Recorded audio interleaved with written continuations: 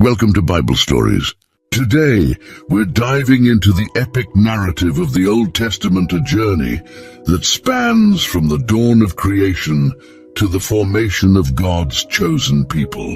This is more than history.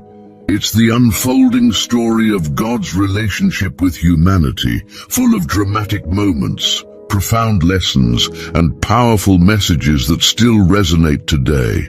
Whether it's Adam and Eve's first steps in Eden, Moses leading his people to freedom, or King David's quest for righteousness, these stories offer deep insights into faith, obedience, and redemption. As we explore this extraordinary journey, you'll witness how God continuously worked through individuals and nations, demonstrating his faithfulness even when humanity faltered. Each story, from the victories of the prophets to the wisdom of Solomon, is a piece of the greater plan, a plan that points toward the coming of the Messiah and a promise of salvation. If you're passionate about learning the full story of God's love and commitment to humanity, you're in the right place. Make sure to subscribe to Bible Stories, like this video, and leave your thoughts in the comments. Share this journey with your family, friends, and church group so we can all walk this path of discovery together. Let's dive in and see the Old Testament like never before. In the dawn of existence, before time itself took shape, God stood alone as the eternal and sovereign being. In a majestic act of divine will, he chose to bring forth creation, fashioning the heavens and the earth, setting the stage for all that exists. This remarkable act displayed his supreme power and unmatched creativity. At the height of his creation was humanity, whom he shaped in his own image, bestowing upon them the breath of life.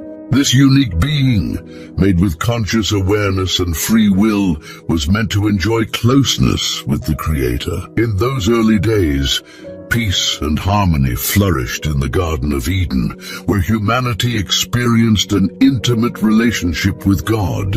However, even within this paradise, humanity faced a profound test. Adam and Eve, the first human beings, yielded to the cunning temptation of the serpent.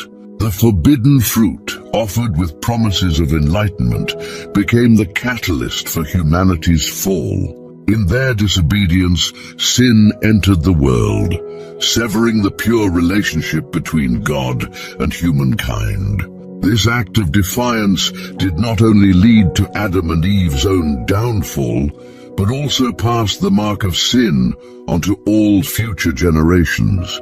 Innocence was replaced with an awareness of good and evil, and the Garden of Eden was left behind, guarded by cherubim. This pivotal moment, documented in the Bible, captures the vulnerability of human nature and serves as a powerful reminder of the need for redemption. It hints at the coming of a Savior who would one day restore the lost communion between humanity and God. Following Adam and Eve's expulsion from Eden, the journey of humanity reveals both the complexity of human tendencies and God's unwavering commitment to restoration. As ancient societies formed, they often strayed from moral integrity, drawn to temptation and veering from righteousness. Genesis transports us to this era of moral decline, where relationships were often marred by betrayal, greed, and the relentless pursuit of power. In Genesis 6:1-3, it is written that when men began to multiply on the earth and daughters were born to them, the sons of God saw that the daughters of men were beautiful, and they married any of them they chose. The Lord responded, saying, "My spirit shall not strive with man forever, for he is mortal. His days shall be 120 years. Interpretations of this passage vary. This event, it is suggested, was the final affront that led God to bring about the flood. Alternatively, some interpret Genesis 6 in light of earlier chapters, where Cain's descendants are introduced in chapter 4, and Seth's lineage is detailed in chapter 5. In this view, the daughters of men could represent the ungodly descendants of Cain, while the sons of God refer to the faithful lineage of Seth. Amid this era of moral turbulence, Noah emerges as a beacon of righteousness and integrity. Described as a man who walked faithfully with God, Noah stood in stark contrast to the surrounding corruption. Son of Lamech and grandson of Methuselah, Noah, along with his wife, raised 3 sons, Shem, Ham, and Japheth. God's decision to purify the earth with a flood reflects his sovereignty and justice in the face of unchecked wickedness. Yet in his mercy, God provided a means for preservation. Noah received divine instructions to build an ark, a monumental task that symbolized hope amid impending judgment. Genesis records that the ark was to be 300 cubits long, 50 cubits wide, and 30 cubits high, approximately 450 feet long, 75 feet wide, and 45 feet tall. This immense project required faith and obedience, as Noah and his family prepared for the flood amidst widespread disbelief. Some believe the sons of God refers to angels who defied the natural order by descending to earth, marrying women, and giving rise to a hybrid race known as the Nephilim. According to the book of Jasher, Noah may have taken 5 years to construct the ark, a period during which he organized provisions for both his family and the animals that would inhabit the ark for an entire year. A miraculous harmony reigned within the ark as animals of various kinds coexisted peacefully, reflecting God's providence. When the flood began, the fountains of the deep burst forth, and the windows of heaven opened, unleashing relentless torrents that reshaped the landscape. Genesis recounts that all the high mountains under the whole heaven were covered. For 40 days, the ark floated on the waters, serving as a vessel of divine salvation. After the deluge, Noah sent a dove to explore the land. When it returned with an olive leaf, Noah knew the waters were receding, and life was beginning anew.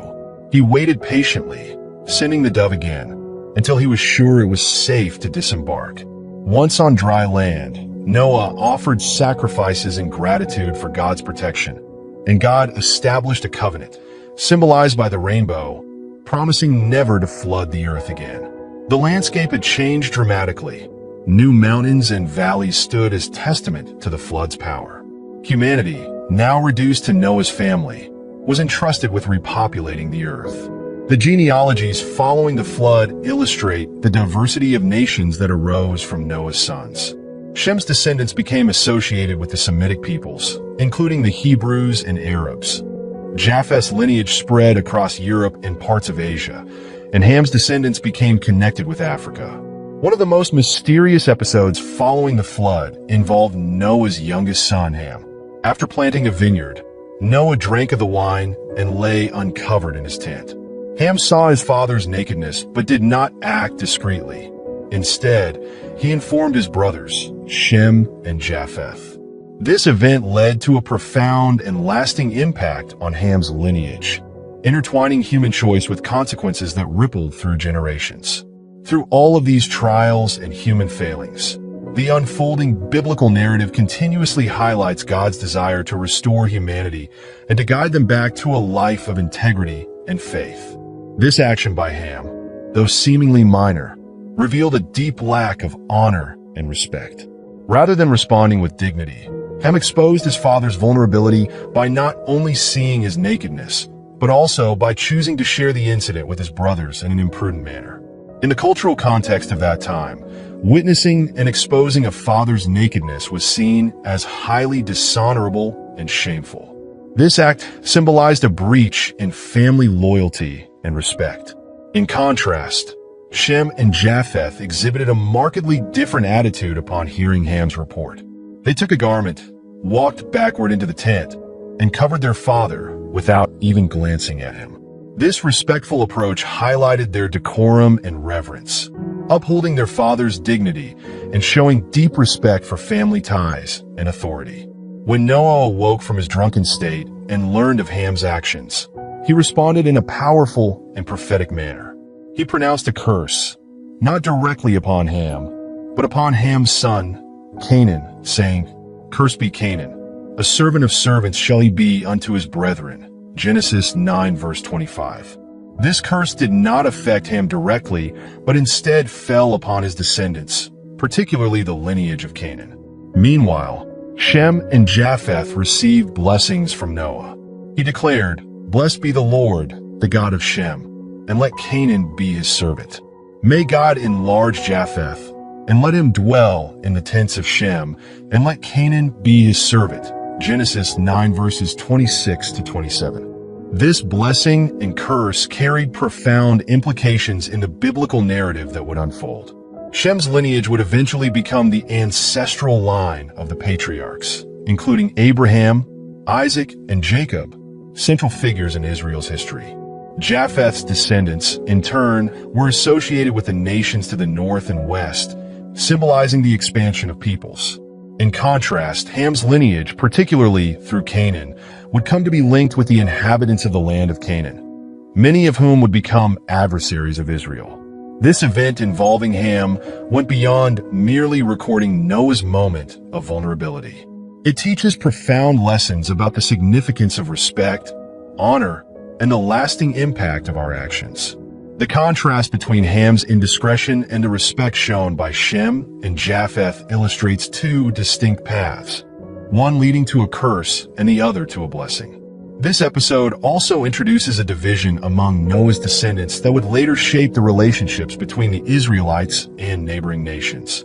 Following this, the Bible presents the account of the Tower of Babel, found in Genesis 11 verses 1 to 9. This story occurs after the flood, during a time when all humanity spoke a common language. United by their shared tongue, the people decided to build a great tower that would reach the heavens, symbolizing their ambition and desire to achieve greatness on their own terms. However, this undertaking revealed their lack of faith in God and disregard for his authority, despite his earlier promise not to destroy the earth with a flood. God had encouraged humanity to spread across the earth, but instead, they chose to consolidate their power. Some scholars suggest that the Tower of Babel might have served a dual purpose, possibly as a military defense structure. In ancient Mesopotamia, city-states often faced threats from neighboring tribes. Constructing a tall tower could have provided a strategic advantage, serving as both a lookout for approaching enemies and a fortress for protection. Thus, the tower may have symbolized both practical defense and defiance against any perceived external threat. Despite the practical purposes the builders may have had in mind, they believed they could ascend to the heavens through their own strength, challenging God's authority. In Genesis, God blessed Noah and his sons, instructing them to be fruitful, multiply, and fill the earth. Genesis 9 verse 1. But in constructing the tower, the people chose defiance over obedience. This movement was reportedly led by Nimrod, a powerful king and descendant of Noah, known in Jewish tradition as a leader who sought to turn people away from worshiping God. According to some interpretations, Nimrod may have commissioned the construction of the Tower of Babel as a way to elevate his own power and lead others into rebellion. Babel, the city known for its architectural grandeur, reflected a culture that built impressive structures, including pyramid-like temples, which were common among the Babylonians, Sumerians, and Assyrians.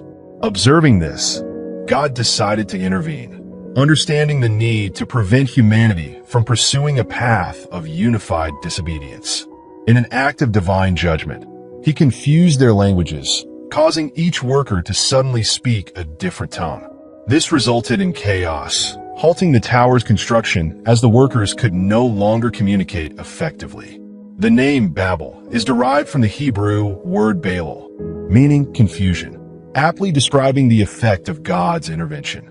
This dispersion fulfilled God's original will for humanity to populate the earth. After the confusion at Babel, the Bible shifts focus to the stories of the patriarchs, pivotal figures in the unfolding of biblical history who played foundational roles in shaping God's people. Abraham, initially known as Abram, is the most central patriarch in Jewish, Christian, and Islamic traditions.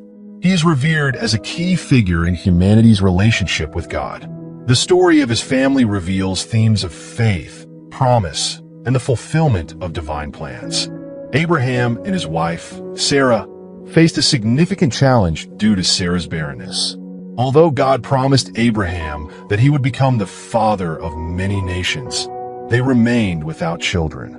In a moment of desperation, Sarah suggested that Abraham conceive a child with her Egyptian servant Hagar. In her solitude, an angel of the Lord appeared to Hagar, offering comfort and prophesying about Ishmael's future descendants. After Ishmael's birth, God reaffirmed his promise to Abraham, specifically declaring that Sarah herself would bear a son despite her advanced age. Upon hearing this, Sarah laughed, doubting the possibility, but God assured her that nothing was beyond his power. This child, Isaac, became the fulfillment of God's promise to Abraham. The name Isaac, meaning laughter, reflects Sarah's initial disbelief, but also the joy that would accompany his birth. However, the arrival of Isaac added complexity to the family dynamics, increasing tensions between Sarah and Hagar. Eventually, these conflicts led to the expulsion of Hagar and Ishmael. The story of Ishmael and Hagar in the wilderness illustrates the challenges of rejection and survival. In the desert, with their water depleted, Hagar faced the prospect of her son dying from thirst. Overwhelmed, she placed Ishmael under a tree, unable to watch him suffer. In this moment of despair, God intervened once more.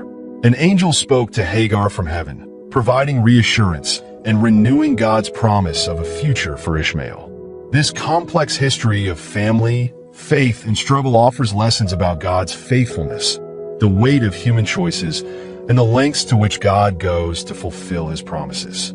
Through these stories, the Bible reveals the enduring relationship between God and his chosen people, highlighting the ways in which respect, obedience, and reverence can shape the paths of individuals and entire nations.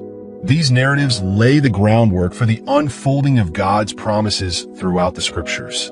The angel approached Hagar in her moment of despair, asking her what was troubling her and urging her not to be afraid, for God had heard the cries of Ishmael. In a compassionate gesture, the angel reassured her, promising that God would make Ishmael into a great nation. Then, in a divine moment, God opened Hagar's eyes to reveal a well of water nearby.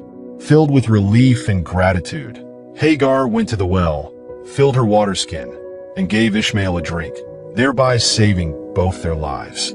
This intervention not only sustained them physically, but also marked God's continued presence with them. Following this divine encounter, Hagar and Ishmael settled in the desert of Paran, where Ishmael matured, developing into a skilled hunter and archer. As he grew, Hagar, recognizing the importance of family and community, found him a wife from Egypt. This period of Ishmael's life, mentioned in Genesis 21 verses 20 to 21, highlights how God was with him as he grew in strength and ability, living a life of self-reliance in the wilderness. Ishmael's descendants would later form various Arab tribes, fulfilling the promise made by God to Hagar. Meanwhile, the promises God made to Isaac were also significant and deeply intertwined with the unfolding history of the people of Israel. God's covenant with Isaac established that his descendants would inherit the promised land and become a great nation, a promise that holds central importance in Jewish, Christian, and Islamic traditions. These promises emphasized the formation of Israel as a people and underscored the continuation of God's revelation throughout the Old Testament. At 40 years of age, Isaac married Rebekah, the daughter of Bethuel, in a union guided by divine purpose. However, the couple faced a difficult challenge. Rebekah's struggle with infertility weighed heavily on her heart. In an act of faith, Isaac prayed earnestly to God on behalf of his wife, trusting that divine intervention would provide them with a blessing of children. God answered Isaac's prayer and Rebekah conceived.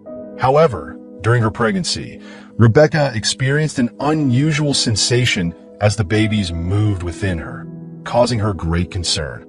Troubled, she sought the Lord for understanding, asking, "Why is this happening to me?" Genesis 25 verse 22. God responded, revealing to her that she carried two nations within her womb and foretelling that the older child would serve the younger, a reversal of the traditional firstborn's role.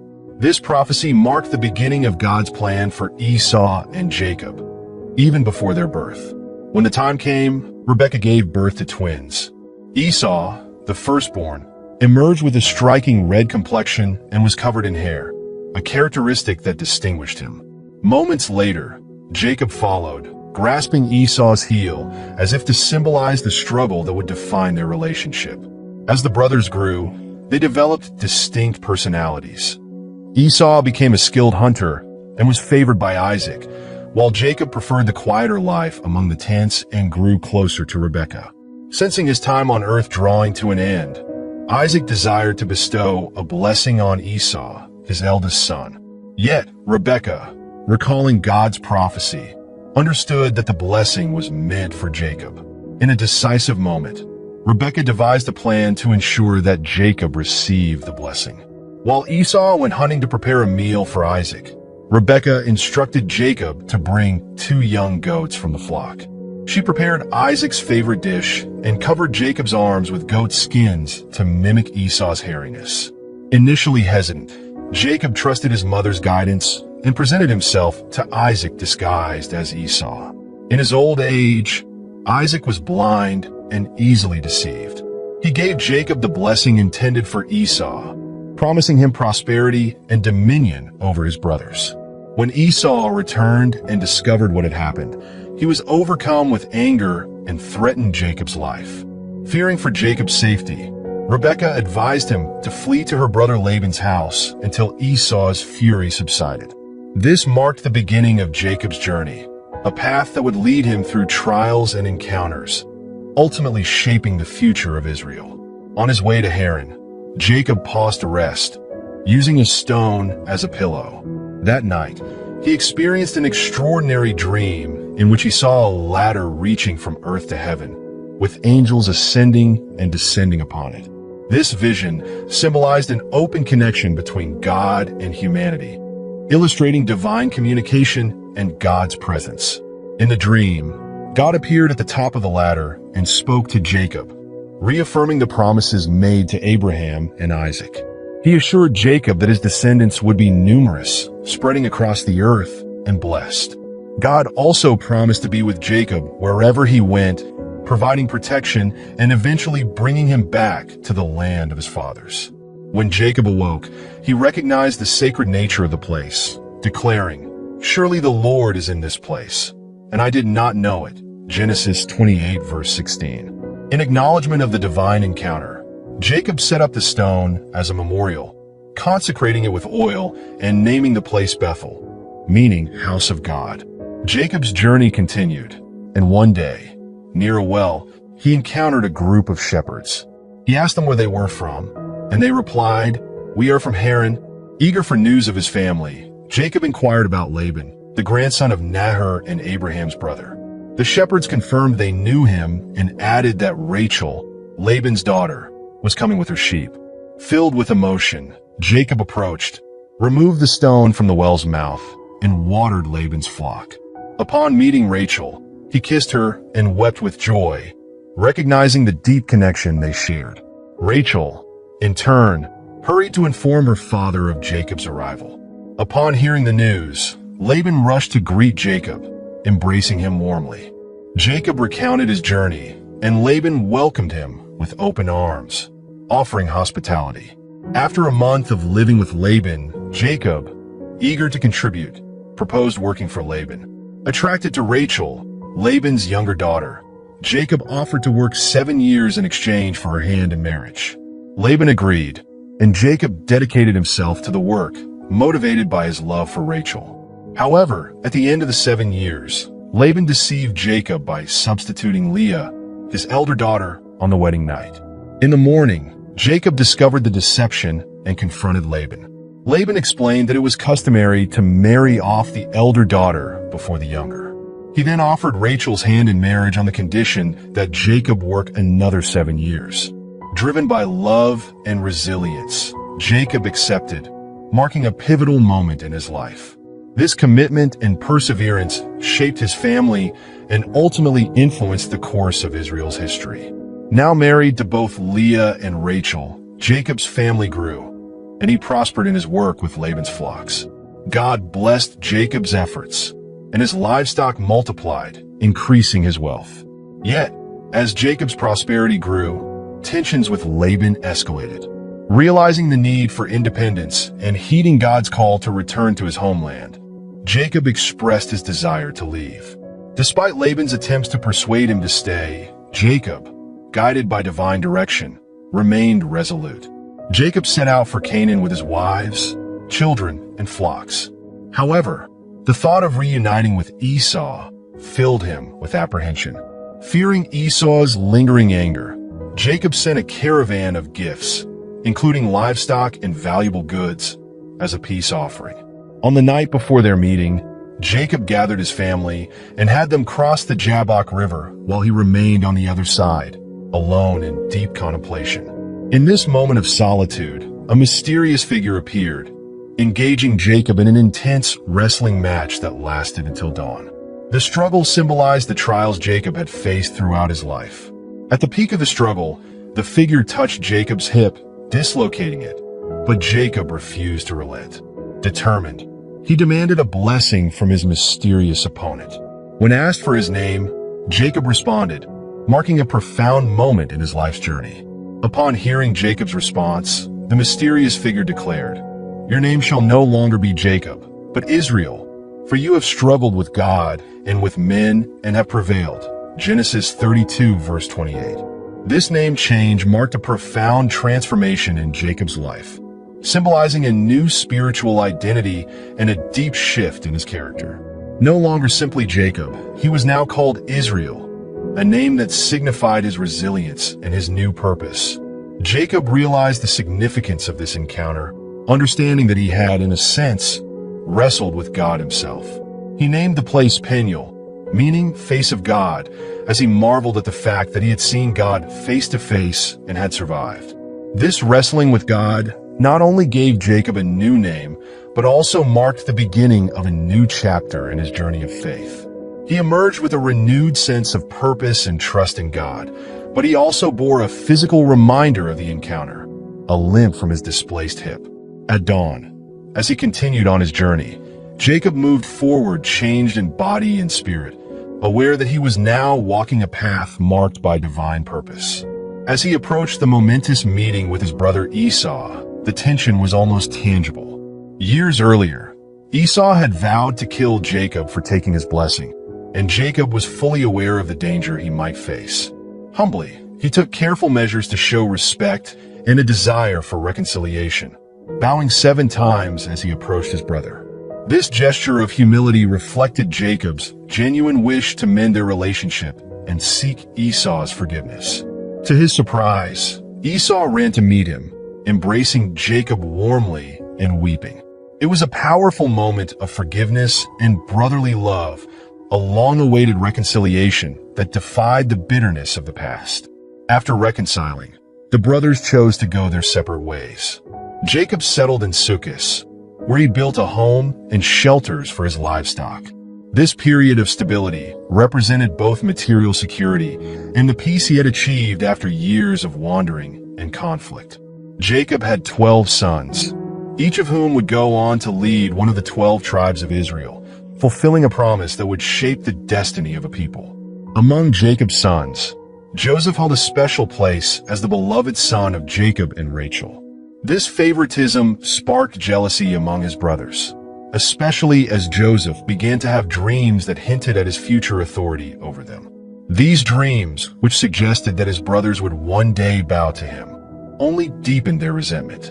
When Jacob sent Joseph to check on his brothers, who were tending the flocks far from home, they seized the opportunity to act on their envy.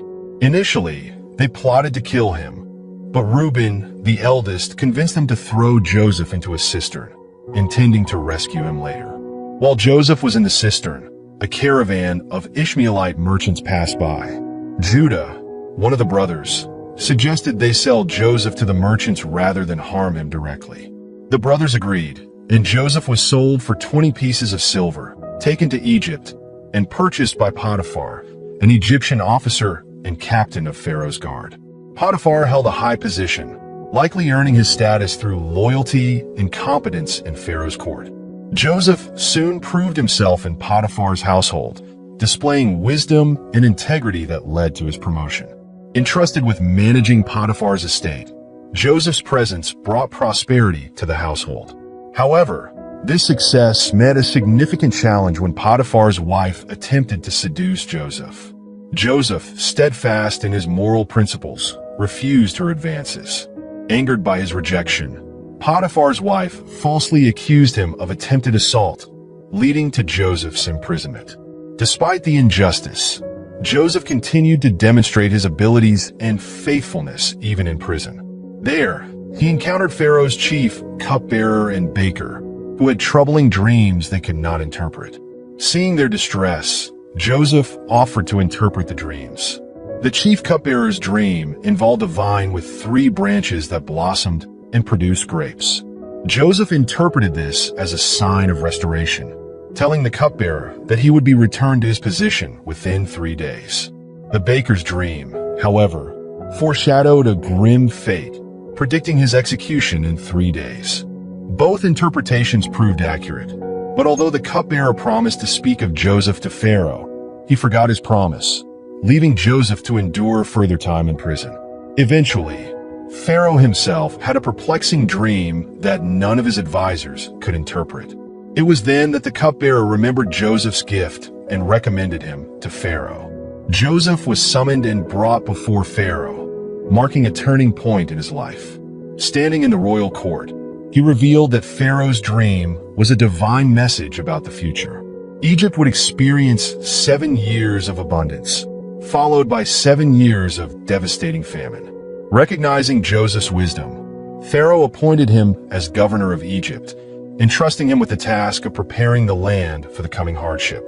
Under Joseph's leadership, Egypt stored grain during the years of plenty, ensuring that the nation could withstand the famine. To solidify Joseph's authority, Pharaoh arranged his marriage to Asenath, the daughter of Potiphar. This union strengthened Joseph's position and helped ease any lingering tensions from the earlier incident with Potiphar's wife. Joseph's administrative acumen safeguarded Egypt during the famine, and his leadership would ultimately extend beyond Egypt's borders. As the famine spread, even Canaan suffered. Hearing of the stored grain in Egypt, Jacob sent his sons to buy food. Unaware of Joseph's role in Egypt, the brothers found themselves pleading before him. Recognizing his brothers, Joseph tested their character before revealing his identity, an emotional reunion that led to the relocation of Jacob's family to Egypt. They settled in Goshen, a fertile region where they could survive the famine, thus preserving their family line and fulfilling the promise God had made to Abraham. The saga of the patriarchs would ultimately set the stage for the emergence of Moses and the exodus of the Israelites. Years after Jacob's descendants settled in Egypt, their numbers multiplied, drawing the attention of a new pharaoh who enslaved them. Fearing their growing population, he decreed that all newborn Hebrew boys be killed. During this time of oppression, Moses was born. His mother, Jochebed, hid him for 3 months, and when she could no longer keep him safe, she placed him in a basket and set him adrift on the Nile. Pharaoh's daughter discovered the child and, moved with compassion, chose to adopt him. Miriam, Moses' sister, offered to find a Hebrew woman to nurse him, allowing Jochebed to care for her son under Pharaoh's protection. Moses grew up in the Egyptian court, receiving a privileged education and exposure to the complexities of Egyptian society, yet he never forgot his heritage. As an adult, Moses witnessed the suffering of his people and, in a moment of anger, killed an Egyptian who was mistreating a Hebrew slave. Fearing retribution, he fled to the desert of Midian, where he found refuge with Jethro, a local priest. Moses married Jethro's daughter, Zipporah, and adopted a life as a shepherd. This simpler, quieter life was a stark contrast to the luxury he had known, but it prepared him for the mission God had for him. After 40 years, Moses had a transformative encounter that would change the course of his life and the destiny of his people. On Mount Horeb, Moses experienced a life-altering encounter with God. He saw a bush engulfed in flames, yet miraculously unconsumed. Drawn by this sight, Moses approached, and from within the fire, he heard God's voice. God called Moses to the daunting task of leading the Israelites out of their bondage in Egypt. Initially, Moses hesitated, feeling unworthy and inadequate for such a monumental mission. However, God assured him, revealing himself as I am, the God of his ancestors, Abraham, Isaac, and Jacob. With this divine encouragement, Moses accepted the calling, and, accompanied by his brother Aaron, returned to Egypt to confront Pharaoh with a demand to free the Hebrew people. When Moses and Aaron stood before Pharaoh, requesting the release of the Israelites, Pharaoh refused defiantly. In response to Pharaoh's obstinance, God unleashed a sequence of plagues upon Egypt, each demonstrating his supreme power. The first plague turned the waters of the Nile to blood, followed by plagues of frogs, gnats, flies, disease upon the livestock, painful boils, destructive hail, a locust swarm, and an enveloping darkness. Despite the devastation these plagues brought, Pharaoh's heart remained hardened. It was the 10th and final plague, the death of every firstborn in Egypt, that finally broke Pharaoh's resistance. Before the arrival of this final plague, God instructed the Israelites to mark their doorposts with the blood of a sacrificed lamb. On the appointed night, the angel of death would pass over each home marked with lamb's blood, sparing the lives within. At midnight, an eerie stillness covered the land, broken only by the anguished cries echoing throughout Egypt. In every home untouched by the blood, the firstborn perished, including Pharaoh's own child. The grief was overwhelming, reaching from the grandeur of Pharaoh's palace to the humblest household. Stricken with sorrow, Pharaoh summoned Moses and Aaron, urgently commanding them to take the Israelites and depart. At last, the long-oppressed Israelites, numbering in the millions, embarked on their journey toward freedom. Moses led them out of Egypt, fulfilling God's plan of liberation. However, freedom brought its own set of challenges. In the wilderness, the Israelites faced numerous hardships, from scarcity of food and water to confrontations with hostile nations. In his providence, God provided manna from heaven and brought water from a rock to sustain them. During this time, Moses ascended Mount Sinai, where he received the 10 Commandments and a comprehensive set of laws intended to guide the people in their covenant relationship with God. Moses' leadership was not only political, but also deeply spiritual. As he guided God's chosen people toward the Promised Land, he also imparted to them a vision of faithfulness and obedience. One of the most remarkable miracles performed under Moses' leadership was the parting of the Red Sea. When the Israelites found themselves trapped between the sea and the approaching Egyptian army, desperation filled their hearts. In that critical moment, God instructed Moses to raise his staff over the waters. As he did so, the sea parted, creating walls of water on either side and a dry path for the Israelites to cross. Once the Israelites had safely passed, the waters returned to their place, drowning the pursuing Egyptian forces. This miraculous event marked the Israelites' definitive escape from Egyptian slavery and oppression. Following their crossing of the Red Sea, the Israelites faced yet another trial at Marah, where the waters were bitter and undrinkable. Parched and disheartened, the people grumbled against Moses. In response, God instructed Moses to throw a specific piece of wood into the water, transforming it into a fresh, drinkable source. This act not only quenched their thirst, but symbolized God's ability to turn bitter situations into moments of renewal and hope. In the desert of Meribah, the people again voiced their frustration over a lack of water. This time, God directed Moses to speak to a rock, promising that water would flow. But, weary of the people's constant complaints, Moses struck the rock with his staff instead of speaking to it as instructed. Water did pour forth, but Moses' disobedience cost him dearly. God rebuked him, saying, "Because you did not trust in me enough to honor me as holy in the sight of the Israelites, you will not bring this community into the land I give them." Numbers 20:12. Thus, Moses was denied entry into the Promised Land, a sobering reminder of the importance of unwavering trust and obedience. Moses' life ended in a uniquely profound way. God led him up Mount Nebo, from where he could view the entire Promised Land stretching before him. The land promised to the descendants of Abraham, Isaac, and Jacob. God allowed Moses to see the land, saying, "I have let you see it with your eyes, but you will not cross over into it." Deuteronomy 34. There, Moses died according to God's word, and God himself buried him in a valley. To this day, the exact location of his grave remains unknown. Moses' death marked the end of an era, but his legacy as a leader and lawgiver remained foundational for the Israelites, and his successor, Joshua, would carry forth the mission. Following Moses' death, Joshua, a devout disciple and warrior, took on the mantle of leadership. Chosen by God, he was tasked with leading the Israelites across the Jordan River into the Promised Land. Before entering Canaan, Joshua sent 12 spies to scout the land. Although most returned with fearful reports of fortified cities and formidable giants, Joshua and Caleb remained confident, believing in God's promise. Their steadfast faith became a critical influence, and while others doubted, they trusted that God would deliver the land into their hands. However, due to the widespread disbelief among the Israelites, God decreed that the current generation would not enter the Promised Land. As a result, they wandered in the wilderness for 40 years. Under Joshua's leadership, the conquest of Canaan eventually began, with significant victories, including the miraculous fall of Jericho's mighty walls.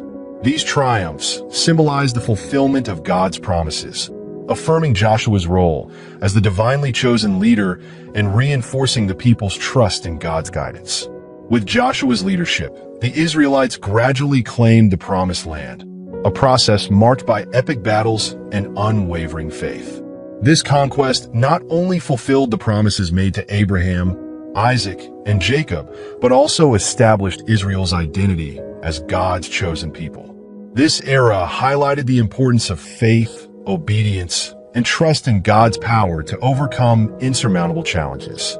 After securing the Promised Land, Israel entered the period of the Judges, a time marked by repeated cycles of faithfulness, rebellion, oppression, repentance, and deliverance. The people often fell into idolatry, disobeying God's commandments, which led to oppression by neighboring nations. In his mercy, God raised judges to deliver them from their plight and guide them back to the path of righteousness. These judges, inspired by the Holy Spirit, played critical roles during crises, leading the people to freedom and renewed faith. One of the most notable judges was Gideon. Though initially hesitant, Gideon was chosen by God to lead the Israelites against the Midianites. In a profound act of faith, Gideon followed God's instructions to drastically reduce his army, demonstrating that their victory would come through divine intervention rather than sheer numbers. With only a small group of men, Gideon's forces achieved a remarkable victory using a clever strategy involving torches and clay jars. Under the cover of night, Gideon led a small band of Israelite soldiers in a remarkable attack against the Midianites, who had been oppressing Israel. Using an ingenious strategy that involved torches and clay jars, Gideon's troops caused chaos among the enemy camp, leading to a decisive victory. His success was nothing short of miraculous, as he ruled Israel as a judge for 40 years, bringing peace and stability during his leadership. Samson's unmatched strength and Delilah's betrayal. Another significant judge of Israel was Samson, a man renowned for his supernatural strength. His birth came as a divine promise to his mother, who was barren, and he was consecrated as a Nazirite from birth, vowing to abstain from wine and maintain purity. The Spirit of the Lord endowed him with incredible physical strength, enabling him to perform mighty feats against Israel's enemies. Despite his strength, Samson's emotional weaknesses led him into a romantic entanglement with Delilah, a Philistine woman. Driven by her loyalty to her people and enticed by the bribe offered by the Philistine leaders, Delilah sought to discover the secret of Samson's strength. After multiple unsuccessful attempts to coax the truth from him, Samson finally revealed that his strength was tied to his Nazirite vow, specifically to the fact that his hair had never been cut. Armed with this knowledge, Delilah waited until Samson was asleep and then cut his hair, rendering him powerless. Captured by the Philistines, Samson was blinded and bound in chains. In a final act of faith, he prayed to God, asking for strength one last time. God granted his request, and Samson pulled down the pillars of the Philistine temple, sacrificing himself in the process, but destroying his enemies and bringing about a significant victory for Israel. Deborah, the judge and prophetess. Deborah stands out as a unique and remarkable figure in Israel's history, as she was the only female judge recorded in the Bible. Serving as both a judge and a prophetess, she guided Israel during a time of great oppression by the Canaanites. Called by God, Deborah summoned Barak, an Israelite military leader, instructing him to rally Israel's forces to combat the Canaanite commander, Sisera. Deborah prophesied victory for Israel, but she also revealed that the glory for Sisera's defeat would go to a woman. After the battle, Sisera fled and sought refuge in the tent of Jael, a Kenite woman. Seizing the opportunity, Jael killed him by driving a tent peg through his temple while he slept, fulfilling Deborah's prophecy. This victory brought Israel relief from Canaanite oppression, and Deborah's triumph was celebrated in a song of praise, known as the Song of Deborah, recorded in Judges 5. Samuel, the last judge and the first prophet of Israel's monarchy. The period of the judges culminated with Samuel, who served as both a prophet and judge. Samuel's story began with his mother, Hannah, who fervently prayed for a child, vowing to dedicate him to the Lord's service if her prayer was answered. God blessed Hannah with a son, and true to her promise, she gave Samuel to the Lord's work at the sanctuary in Shiloh, where he grew under the guidance of the priest Eli. From a young age, Samuel was called by God to serve as a prophet, and he played a crucial role in Israel's transition from a system of judges to a monarchy, anointing both Saul and David as kings. Samuel's life marked the end of the period of the judges and the beginning of a new era. Each judge before him had helped guide Israel through times of crisis, reaffirming the need for faith, obedience, and trust in God.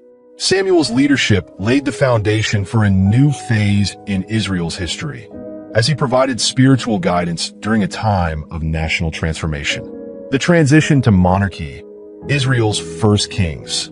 The period of the judges led Israel to a desire for a king, as they observed that the surrounding nations were governed by monarchs.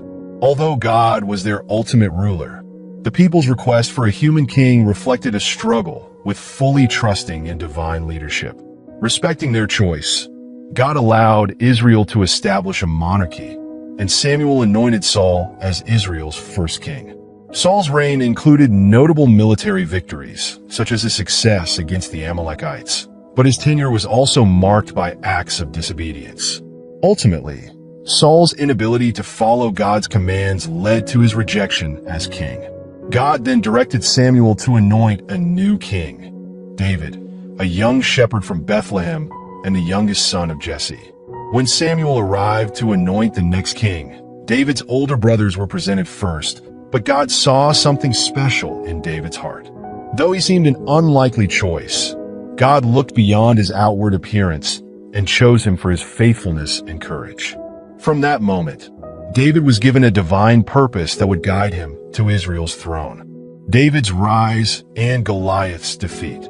David's journey took a significant turn when the Philistines gathered to challenge Israel, led by their giant champion, Goliath. Goliath taunted the Israelites, mocking their faith and daring them to send a warrior to face him in single combat.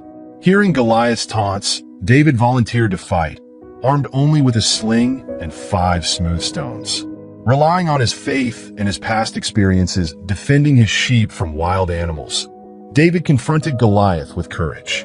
With a single stone, he struck Goliath in the forehead, defeating the giant and proving that true victory lies in faith in God. David's trials under King Saul and his friendship with Jonathan. David's popularity soared after his victory over Goliath, but his success ignited envy in King Saul. When the people praised David, singing, "Saul has slain his thousands and David his tens of thousands." 1 Samuel 18 verse 7. Saul became increasingly suspicious and hostile. His jealousy led him to make several attempts on David's life, even as David served him faithfully, playing the harp to soothe Saul's troubled spirit. Saul's efforts to kill David were relentless, yet God protected David each time. During this period, David formed a deep friendship with Saul's son, Jonathan. Despite knowing that David was destined to be king, Jonathan's loyalty to him was unwavering. Jonathan warned David of Saul's intentions and even helped him escape from danger. This bond between David and Jonathan became a model of devotion and selflessness. Tragically, both Saul and Jonathan were later killed in battle against the Philistines on Mount Gilboa. David mourned their deaths deeply, particularly grieving the loss of Jonathan, whose love and loyalty had been a source of great strength. David's reign and the bringing of the ark to Jerusalem. With Saul's death, David did not immediately seize the throne. Instead, he sought God's guidance and waited for the right time. Eventually, David was crowned king, ushering in a period of stability and territorial expansion. Among his significant achievements as king was bringing the Ark of the Covenant to Jerusalem, the new capital. The Ark, which contained the tablets of the Ten Commandments, manna, and Aaron's staff, symbolized God's presence among the people. The Ark had been in Kiriath Jearim since the Philistines had captured it, but David longed to bring it to Jerusalem, uniting the nation's worship and reaffirming the centrality of God in Israel's life. David celebrated this event with great joy, dancing before the ark in humility and devotion. This act of worship marked a spiritual milestone in his reign, emphasizing the role of faith in the nation's identity. David's downfall and redemption. However, even a king as devoted as David was not immune to temptation. At the peak of his reign, he encountered Bathsheba, the wife of Uriah, one of his most loyal warriors. Overcome by desire, David committed adultery with her, and when Bathsheba became pregnant, he attempted to cover up his actions by arranging for Uriah to be placed in the front lines of battle, where he was killed. This act of betrayal and deceit brought great turmoil to David's life. The prophet Nathan confronted David, condemning his actions and revealing the depth of his sin. In a moment of deep remorse, David repented, seeking forgiveness from God. Though he faced consequences, including family strife and rebellion, David's repentance demonstrated the power of God's grace and the possibility of redemption. David's journey from shepherd to king, with all its triumphs and failures, serves as a testament to the importance of faith, humility, and reliance on God's guidance.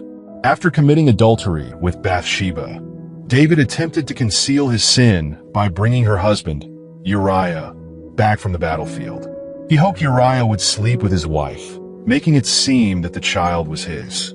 However, Uriah, a man of integrity and loyalty, refused to indulge in the comforts of home while his fellow soldiers were fighting. Despite David's attempts, Uriah's resolve did not waver. Seeing no other way, David resorted to a desperate act. He ordered Uriah to be placed in the front lines, where the battle was fiercest, knowing it would lead to his death. Following Uriah's death, David took Bathsheba as his wife. However, his actions did not go unnoticed by God. The prophet Nathan soon came to confront David, using a parable to reveal the depth of his wrongdoing.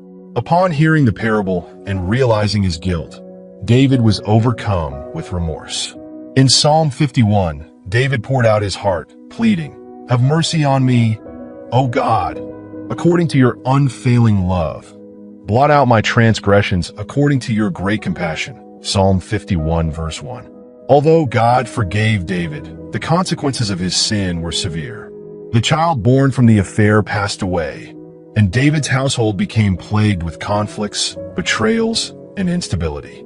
As David aged and his strength waned, he recognized the time had come to pass on the leadership of Israel.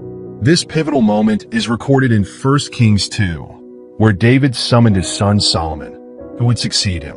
He reminded Solomon of the covenant God had established with their lineage and the divine promise that one of David's descendants would reign over Israel forever. David emphasized the weight of this responsibility, urging Solomon to uphold God's laws and to remain faithful. David's death is recorded in 1 Kings, where it notes he passed in an old age after a lengthy reign. Before he died, David gave Solomon final instructions on how to govern the kingdom and deal with certain individuals within Israel.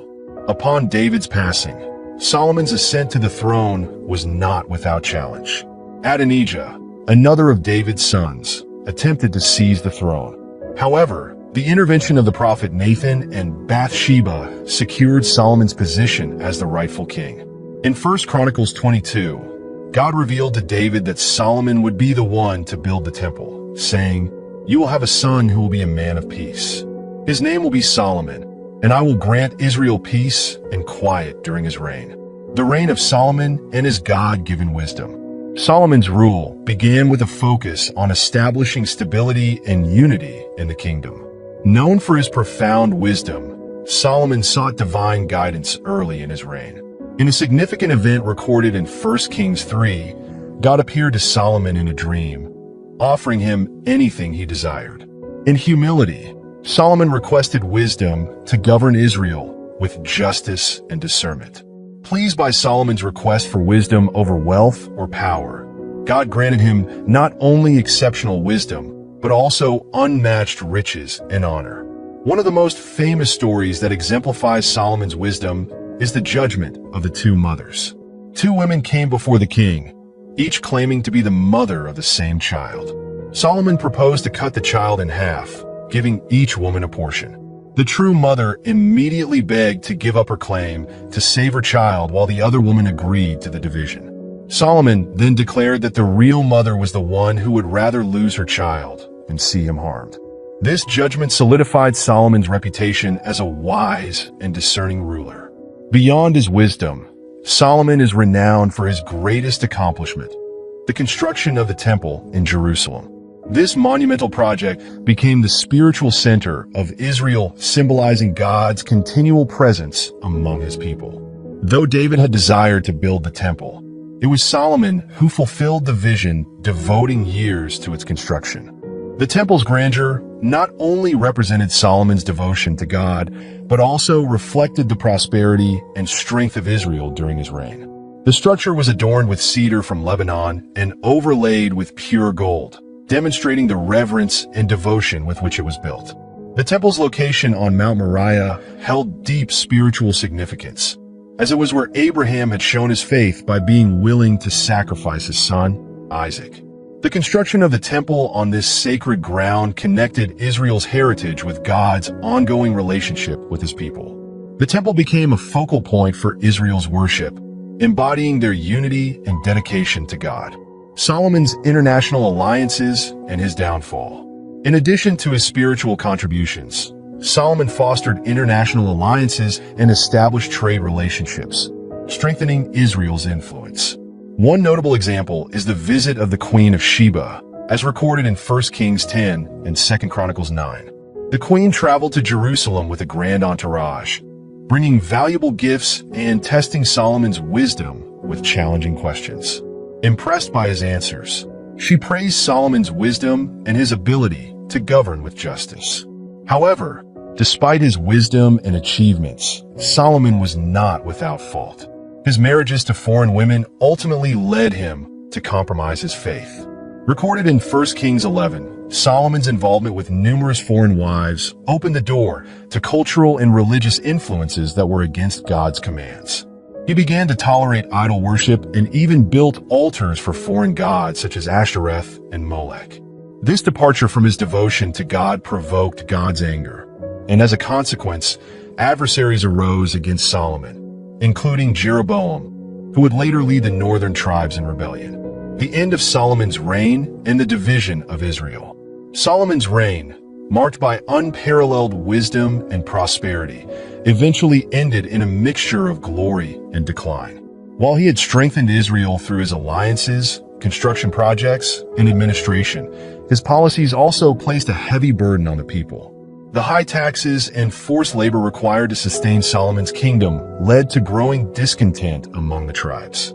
The people who had once revered Solomon for his wisdom began to feel the weight of his rule. After Solomon's death, his son Rehoboam ascended the throne.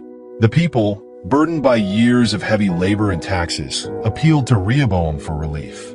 When he consulted his advisors, the elder counselors urged him to lighten the people's load to gain their loyalty. However, the younger advisors encouraged him to impose even stricter demands. Choosing the harsher approach, Rehoboam increased the burdens, inciting anger among the northern tribes. The rebellion that followed, led by Jeroboam, resulted in a divided kingdom. The 10 northern tribes broke away, forming the northern kingdom of Israel under Jeroboam's leadership, while the tribes of Judah and Benjamin remained loyal to Rehoboam, forming the southern kingdom of Judah. Thus, Solomon's once unified kingdom fractured, leading to centuries of conflict, division, and eventual downfall. Solomon's reign, known for its wisdom, wealth, and grandeur, ultimately left a complex legacy. While he brought prosperity and established Israel as a prominent nation, his later years' compromises and excesses planted the seeds of division. The divided kingdom that followed would struggle with internal strife, turning away from the unified worship of God and facing numerous challenges. Solomon's story serves as a reminder that true wisdom lies in consistent faithfulness, and that even the most prosperous kingdoms are vulnerable to the consequences of straying from God's commands. Rehoboam's refusal to heed the pleas of the people marked the end of a unified Israel and ushered in a period of strife and division. The kingdom, once strong under David and Solomon, split into two. The northern tribes, unable to endure Rehoboam's suppressive policies, broke away under the leadership of Jeroboam and formed the independent kingdom of Israel, often referred to as simply Israel. This pivotal moment was a result of deep-seated resentment toward Rehoboam's governance, as he failed to address the concerns of the people, leading Jeroboam to spearhead a new, separate rule. In response to the secession, Rehoboam assembled an army, preparing to forcefully reunify the two kingdoms. However, God intervened, sending a message that forbade the southern tribes from fighting their northern brethren. Through the prophet, God made it clear that this division was part of his sovereign plan and had unfolded according to his divine will. This event is captured in 1 Kings 12 verse 24, underscoring that God was guiding Israel's destiny even through this fragmentation. Jeroboam, now ruling the northern kingdom, quickly became concerned that his people might gravitate back to Jerusalem for worship, thus undermining his authority. In a move that would prove disastrous, he established alternative worship sites in Bethel and Dan, complete with golden calves to prevent the people from returning to the temple in Jerusalem. This decision not only deepened the political divide between the two kingdoms, but also introduced a cycle of idolatry in the north, leading the people away from the true worship of God.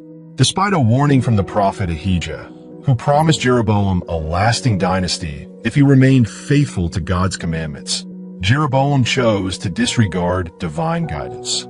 This disobedience set the northern kingdom on a path of rebellion against God, bringing judgment upon Jeroboam and his household. Meanwhile, Rehoboam faced his own struggles in the southern kingdom of Judah. Now reduced in size, Judah centered its religious and political life around Jerusalem, where the Davidic dynasty continued, albeit on a smaller scale. The temple and traditional worship practices remained under Judah's authority, reinforcing the continuation of the covenant established with David. Rehoboam's rule in Judah was marked by both internal instability and external threats.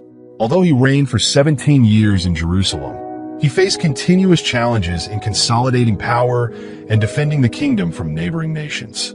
After Rehoboam's death, his son Abijah ascended the throne, continuing the Davidic line in Jerusalem.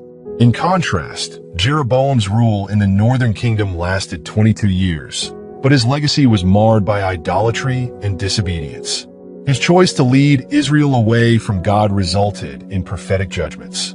As foretold, Jeroboam's line faltered, with his son Nadab succeeding him but failing to secure a lasting dynasty. The northern kingdom, frequently led by kings who strayed from God, struggled under the weight of apostasy and rebellion. weakening its foundation. Ultimately, the northern kingdom endured only a few centuries. In 722 BC, the Assyrian Empire, led by King Shalmaneser V, besieged and captured Samaria, Israel's capital. The people of Israel were taken into exile and scattered among foreign nations, fulfilling the prophesied judgment against their unfaithfulness. The fall of Judah and the Babylonian captivity. While Israel had fallen to Assyria, the southern kingdom of Judah managed to survive a bit longer. However, its eventual fate was similar. Babylon rose as the dominant power, and in 586 BC, the Babylonian forces under King Nebuchadnezzar besieged Jerusalem. The sacred temple, the symbol of Judah's faith and identity, was destroyed, and many inhabitants were taken captive to Babylon. This marked the start of the Babylonian exile, a period of profound loss and displacement for the Jewish people. The Babylonian captivity was a time of deep despair in Israel's history. The destruction of Jerusalem and the people's exile signified the consequences of their disobedience.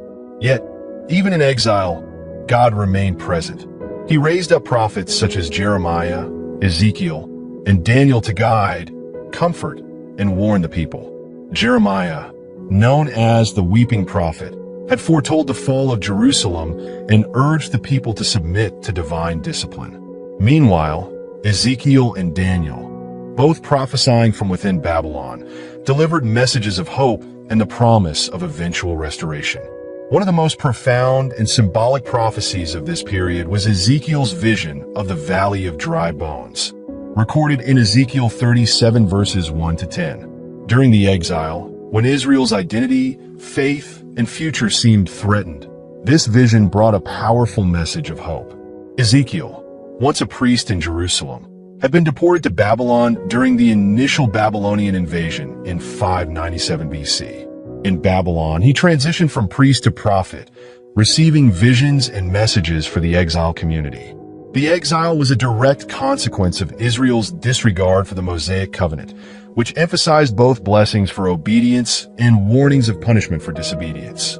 Israel's turn to idolatry and abandonment of God's commandments led to the destruction of Jerusalem and their exile. Yet, amid this bleak period, Ezekiel's vision of the dry bones offered a promise of renewal. The vision of the Valley of Dry Bones. In this vision, God transported Ezekiel to a valley filled with dry, lifeless bones, representing Israel's spiritual and national condition. The bones were scattered and desolate, a symbol of Israel's sense of hopelessness, separation from God, and loss of identity. When God asked Ezekiel, "Son of man, can these bones live?" Ezekiel humbly responded, "O sovereign Lord, you alone know." This response reflected Ezekiel's deep trust in God's power to bring life to what seemed beyond redemption. Following God's instruction, Ezekiel prophesied over the bones, proclaiming the word of the Lord. Miraculously, the bones began to come together, with tendons, flesh, and skin covering them. However, they remained lifeless until God commanded Ezekiel to call upon the breath, the spirit of life. As Ezekiel obeyed, the breath entered the bodies, and they stood up as a vast army, symbolizing the revitalization and rebirth of Israel. This vision conveyed a powerful message. Despite Israel's seemingly hopeless condition, God had the power to restore them, both physically and spiritually.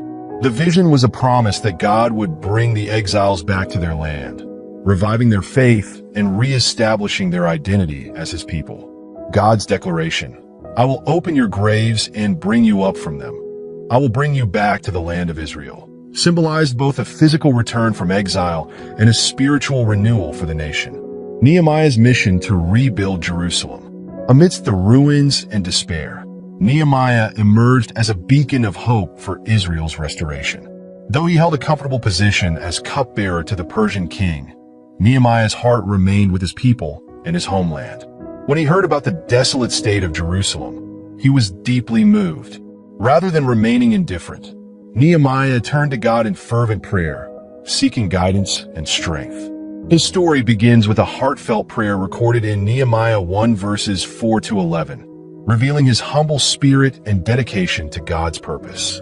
Upon learning of Jerusalem's dire condition, Nehemiah immediately sought God in repentance and intercession, confessing not only the sins of Israel, but also his own and his family's. This collective confession acknowledged that the destruction of Jerusalem was a direct result of Israel's disobedience. Nehemiah's prayer was filled with humility, beginning with praise for God's greatness and his faithfulness to the covenant.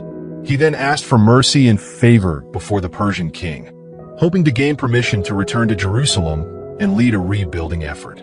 Nehemiah's prayer was not just a plea for assistance, but also a commitment to action, reflecting his trust that any success would be possible only through God's intervention. God answered his prayer, and Nehemiah received the king's support to journey back to Jerusalem. When Nehemiah presented his request to King Artaxerxes, he received not only permission to return to Jerusalem, but also substantial support. The king provided letters of authorization for safe passage and materials necessary for the rebuilding of Jerusalem's walls. Additionally, he supplied a military escort to ensure Nehemiah's safety during the journey. This unexpected favor was viewed as a clear sign of God's hand at work, orchestrating circumstances in Nehemiah's favor. Nehemiah was deeply aware that his mission was aligned with God's divine plan, and this strengthened his resolve. Upon arriving in Jerusalem, Nehemiah quickly faced significant challenges. The opposition was both external and internal, with notable adversaries such as Sanballat and Tobiah attempting to thwart the reconstruction. These enemies resorted to various tactics. They issued threats, plotted schemes, and sought to demoralize the people working on the walls. Yet, Nehemiah, guided by an unwavering faith and a clear sense of God's calling, remained steadfast.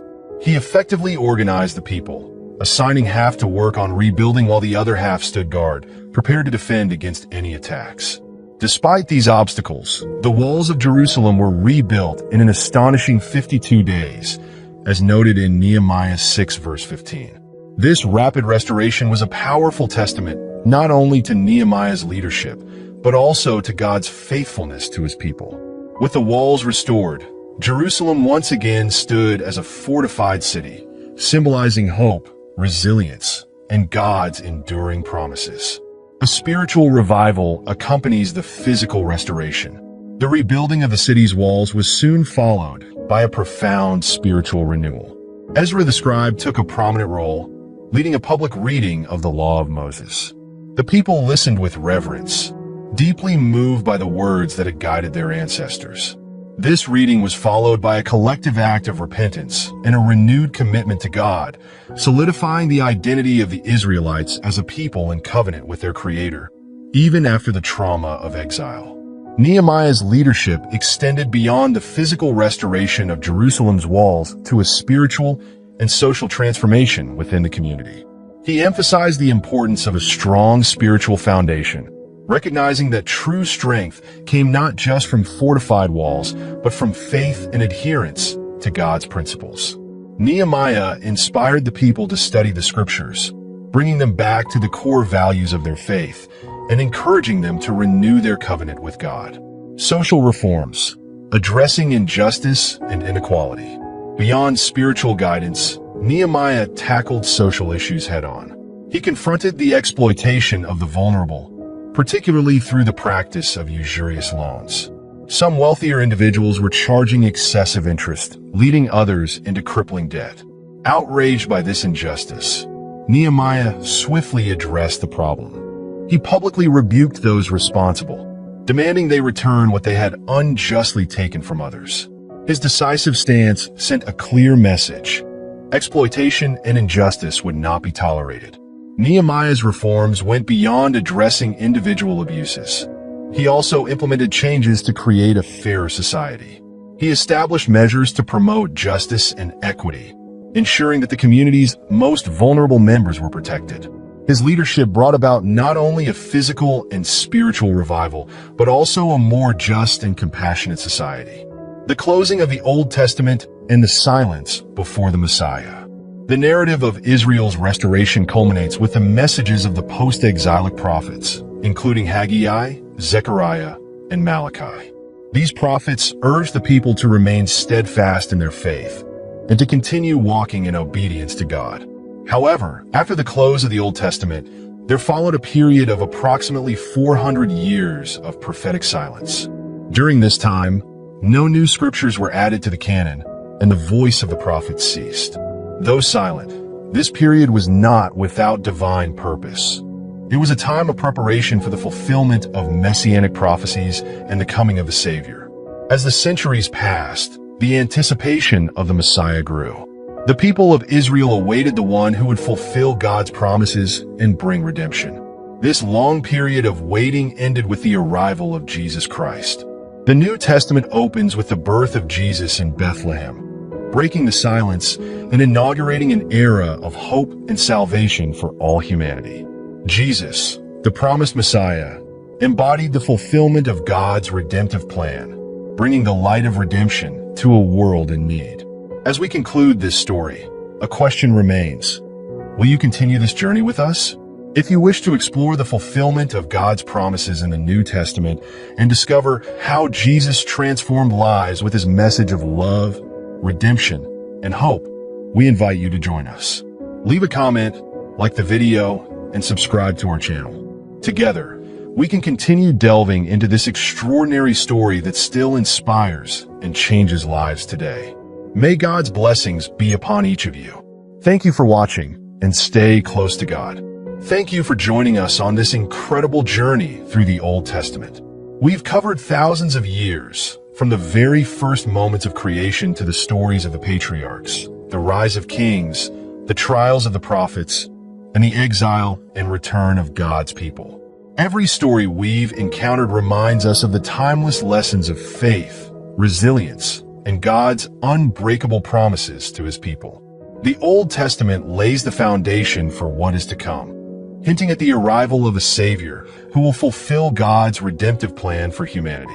These ancient stories aren't just history. They're part of a larger tapestry that points to a future filled with hope and salvation. If you found this exploration meaningful, please take a moment to subscribe to Bible Stories, like the video, and share it with your friends, family, and church community. Let's spread the richness of these timeless stories far and wide. We invite you to continue this journey with us as we uncover even more incredible stories that connect the Old Testament to the life-changing message of the New Testament. Thank you for watching, and may God's blessings be with each and every one of you. Stay close to God, and see you in the next video.